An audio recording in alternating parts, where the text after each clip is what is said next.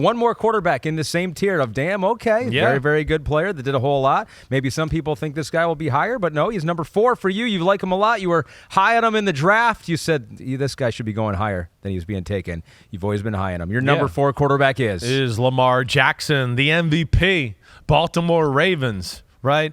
I mean, Lamar Jackson, what can you say? Again, I don't know if people thought he would be higher than or not, and I certainly, don't mean to disrespect he did or anything win the like MVP that. last year. So I some hear people you. would think I hear 2 you. I know. 3. I know. As Pete said sometimes, and as I've said too, hey, listen, this is a special player. It was a little bit of a year where nobody really grabbed that, by the horns as far as that's concerned. And I think in a year where quarterbacks got a little loose with the ball and maybe had to try to take over games and do things, he probably played the cleanest out of all the top quarterbacks. So that's where I understand that. And, hey, let's get serious. The dude is real, okay? I mean, right off the bat, Lamar Jackson is one of the most special players in the NFL, period. I mean, he has a mystique and aura of him, right, that really is rare, and it might be greater than everybody in the sport other than just one guy right now. As far as when he goes on the field, people are like, oh, it's him. Uh-oh. Gosh, we've been talking about him in meetings all week, and oh my gosh, there's the checklist of things I got to remember to do to stop him, right? I mean, he is the definition of keep a defensive coordinator up late at night, right? Keep DBs and pass rushers the night before. Gosh, damn, it's Lamar tomorrow. Holy crap. Yeah, he's the it's only gonna be a player long day. that can make other NFL players starstruck, it seems like. I think it's a very short list. Exactly right. I think he does have that. And, you could argue, he's got an aura with him that is up there with anybody in football as far as their team believes they can win because they got him at quarterback and that he'll make big plays and big moments, right? Right? He's really one of 3 QBs maybe in football where you go, he can beat you with his arm and he can legitimately beat you with his legs. There's no doubt about that too.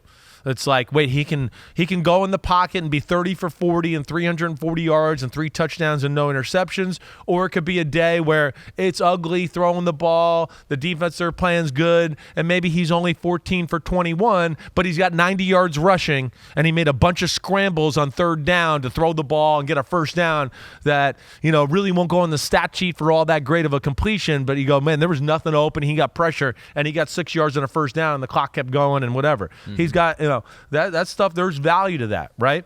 Now, he's a QB. He's got an elite arm, and he's definitely one of the most gifted throwers in the NFL.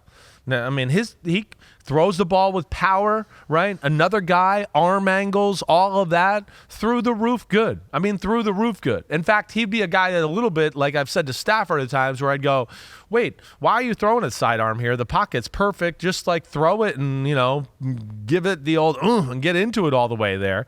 But that's how gifted he is. He's got great power. He's got great touch. He can flick it like we talk about, right? And he can make high-level throws in awkward positions. It's up there with anybody as far as that's concerned, right? When I talk about Mahomes, Allen, or Stafford, I think that's where they're really incredible. Like feet are split apart, leaning away, and I got to throw it all the way across the field, and I'm nowhere near lined up being able to throw this ball properly, but I could still get it done. Yeah, he's great that way, right? Great in the pocket. He's great in we know his running is next level, but he has got to a point in his career where he does not look to run too quickly. He does not. Now, can he watch the rush too much at times? Yes, there's games where he watches the rush too much when you go back and watch him. But as far as overall pocket play, he does have great feel in the pocket, where to slide. He can extend those plays that we talked about with Stafford within the pocket at times to still find completions, right? And then, if he does get out of the pocket, of course, he's a phenomenal thrower on the run and making plays that way as well. He was 5 for you last year, so he has moved up 1. And in fact, this is the highest that he has ever been in your top 40 quarterback ranking. So Lamar moving up after an MVP season, his second, like we mentioned before. You look at the numbers for it, though, and it was a career high in passing yards for him last year. But they did throw the ball a little bit more, 24 touchdowns to just 7 interceptions. That first MVP season, That was is through the roof. Really good. special. Right. 36 touchdowns to just 6 interceptions that year. So is it safe to say this was his second best season I think it probably is. in the NFL? And most importantly, he was asked to carry the team a little bit more with his arm. Also, this was more of traditional, sustainable offensive look. That was, again, let's not forget, he's young. That offense caught the whole league by surprise to a degree. Nobody had ever really seen anything like it to that extent. I know we had Kaepernick with the 49ers and Greg Roman, but, this was like another level of that even, right? It was like, hey, we've had 6 or 7 years now to add to that offense, and we got Lamar, who's even a better runner than Kaepernick. Holy cow, we can do that type of stuff there. Yeah. But, yeah, he continues to improve, and I think the big thing with, last year, too, is he stayed healthy.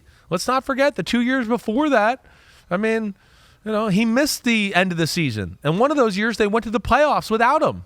That's another big, accomplishment, and the fact that he could stay healthy and he's playing the game more in a traditional way at the quarterback position. It's not totally traditional, but he continues to be awesome in the pocket, a great thrower, and a pretty damn good decision maker at that as well.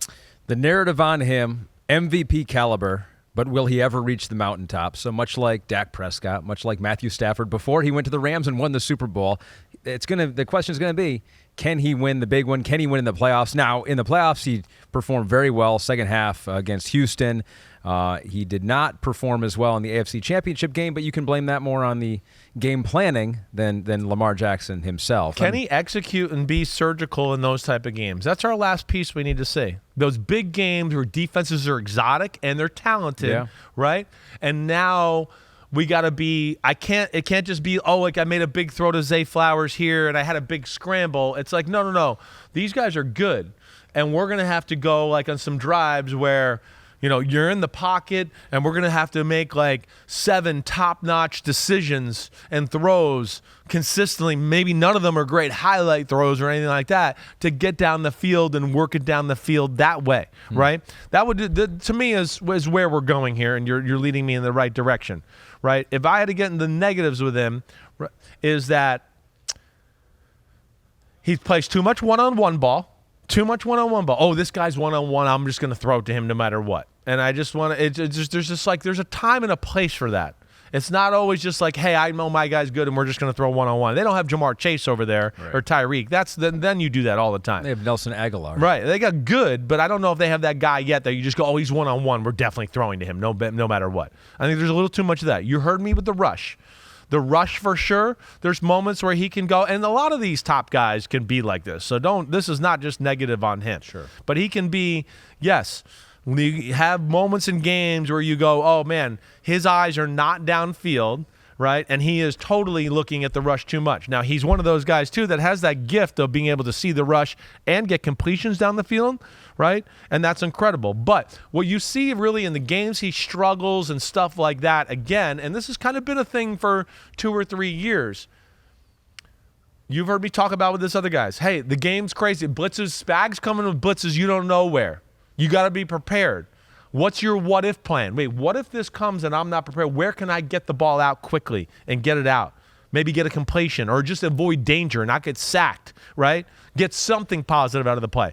I think that has been an issue, and I think that continues to be something he can improve on in that area, avoiding those bad plays, right?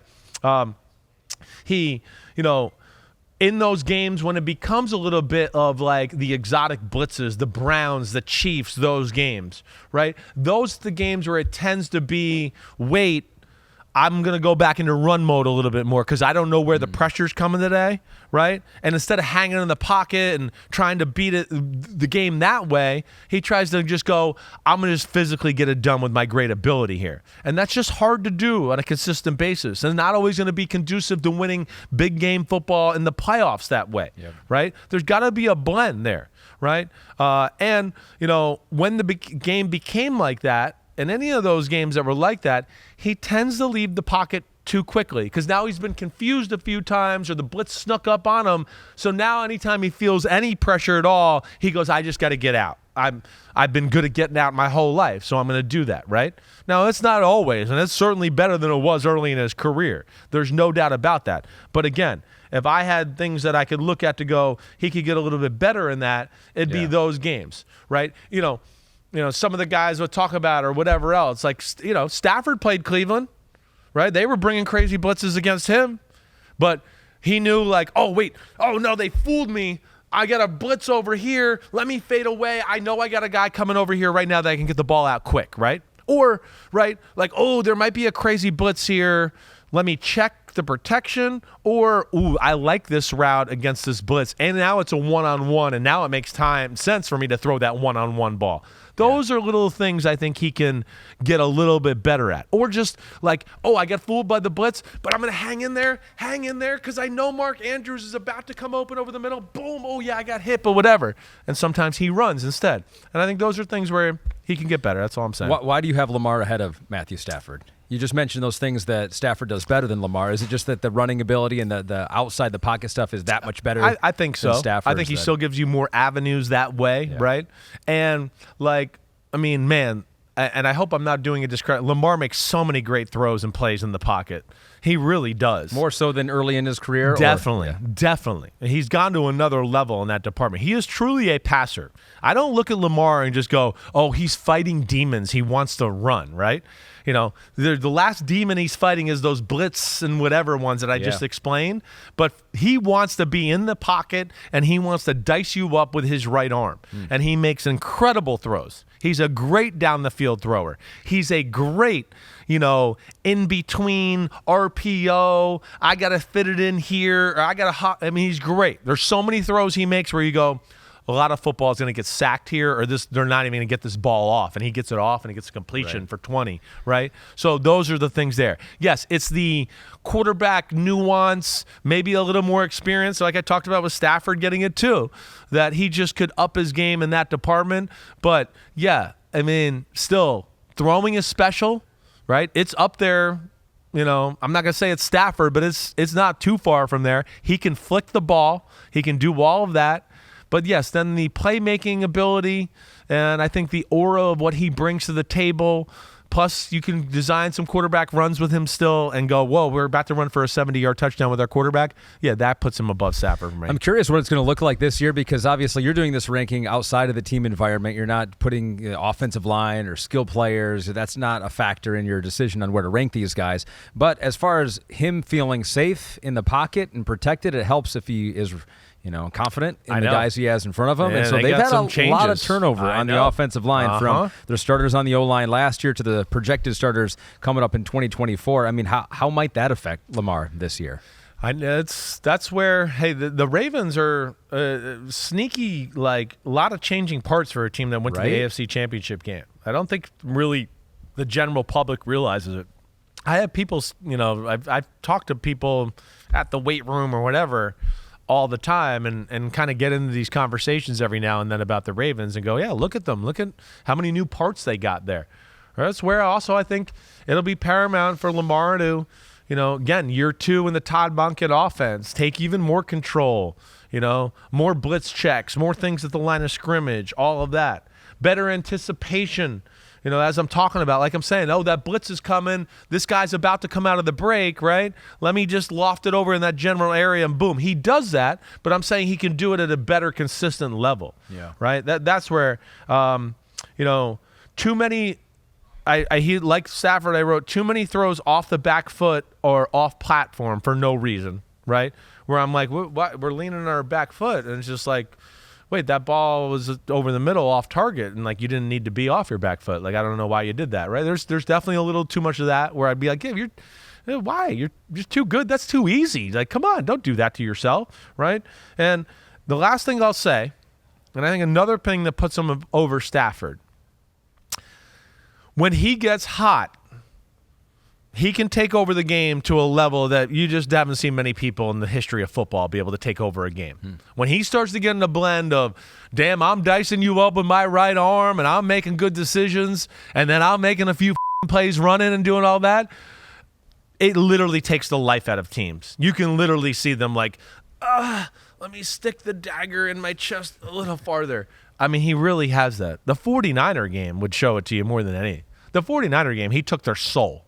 They thought they were rough and tough and going to teach him a lesson, and he taught them a lesson on throwing and running, and they were just like, yeah. They were exasperated, right? And then they wanted to get his autograph after the game, exactly. too. Well, that's what happens too, which again is part of that aura of Lamar Jackson.